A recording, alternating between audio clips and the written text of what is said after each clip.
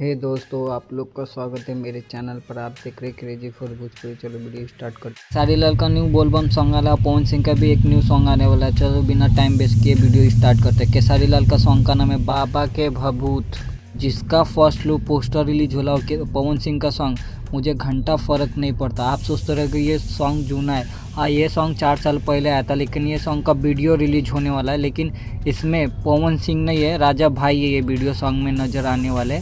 आप बोलते ये सॉन्ग कब रिलीज़ हो रहा और केसारी लाल का सॉन्ग कब रिलीज़ होने वाला। बढ़ने से पहले ऐसे ही अपडेट पाने के लिए मेरे चैनल को सब्सक्राइब करके रखो। भोजपुरी का हर खबर सबसे पहले मेरे चैनल पता। बाबा के भूत ये सॉन्ग कल सुबह 6 बजे यस फिल्म यूट्यूब चैनल पर रिलीज़ हो रही है। और पवन सिंह का सॉन्ग मुझे घंटा फ़र्क नहीं पड़ता। ये सॉन्ग कल सुबह रिलीज़ हो रही है। और वीडियो अच्छी लगी तो लाइक करें, शेयर करें, सब्सक्राइब करें। मिलता है नई वीडियो में। धन्यवाद। और कमेंट करके बोलेगा पावर स्टार पवन सिंह का सॉन्ग कैसा लगा और केसारी लाल का बोलबम कैसा लगा, कमेंट में बताइए।